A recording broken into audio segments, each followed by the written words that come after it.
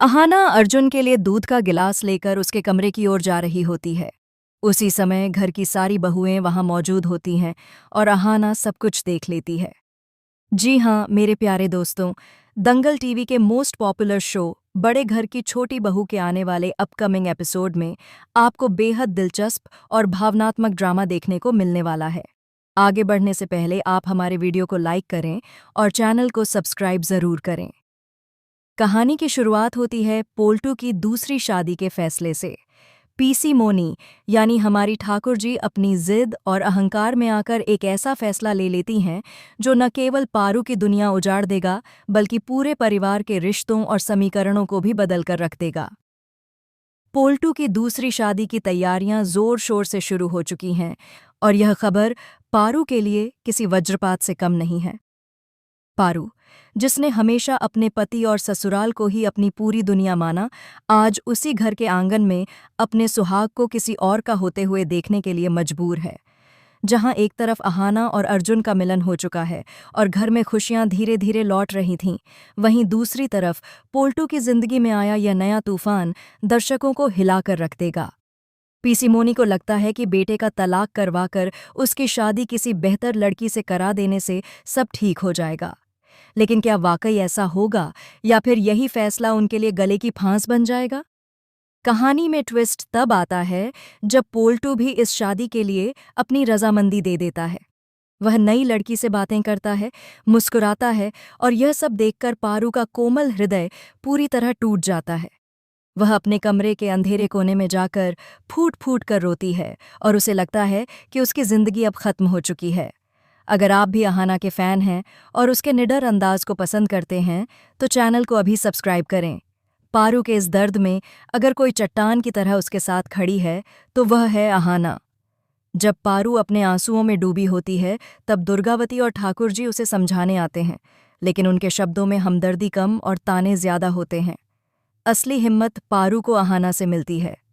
अहाना था जो अब सिर्फ घर की बहू नहीं बल्कि एक आत्मनिर्भर महिला बनने की राह पर है। पारू को समझाती है कि एक औरत की पहचान सिर्फ उसके पति से नहीं होती। वह पारू को अपनी माँ का उदाहरण देती है, जिन्होंने अकेले दम पर अपनी जिंदगी संभाली। अहाना पारू की आंखों में नई उम्मीद जगा देती है और वादा करती है कि जैसे उसकी नौकरी लगी है वैसे ही वह पारू को भी आत्मनिर्भर बनाएगी। अहाना का यह बदला हुआ रूप देखकर ठाकुर जी के पैरों तले जमीन खिसक जाती है। अहाना साफ शब्दों में कह देती है कि अगर पोल्टू दूसरी शादी कर रहा है तो पारू अब लाचार बनकर नहीं रहेगी। वह अपनी बेटियों का पालन पोषण खुद करेगी। लेकिन कहानी का असली मजा तो तब आएगा जब पोल्टू की दूसरी शादी का मंडप सजेगा। अब एंट्री होती है उस नए किरदार की, यानी पोल्टू की होने वाली नई पत्नी की। ठाकुर जी ने जिस लड़की को पोल्टू के लिए चुना है वह पारू की परछाई तक नहीं है।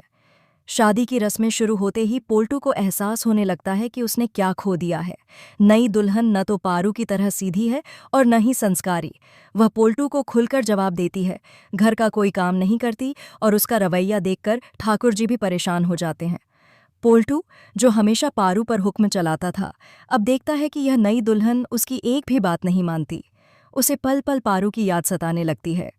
पोल्टू को महसूस होता है कि खूबसूरती और मॉडर्न सोच उस सेवा और समर्पण की जगह नहीं ले सकते जो पारू ने उसे दिया था।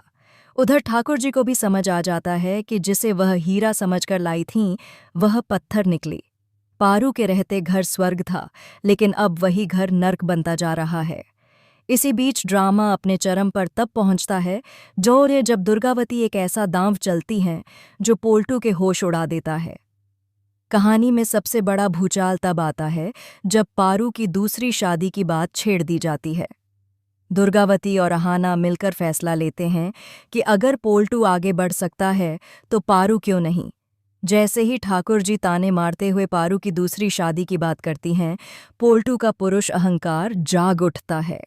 वह यह बर्दाश्त नहीं कर पाता कि उसकी पारू किसी और की हो जाए। जिस पारू को वह कल तक ठुकरा रहा था, आज उसी के लिए उसका पागलपन देखने लायक होता है। जब पारू के लिए रिश्ता पक्का होने लगता है तो पोल्टू गुस्से में आग बबूला हो जाता है। वह चिल्लाता है कि पारू सिर्फ उसी की है।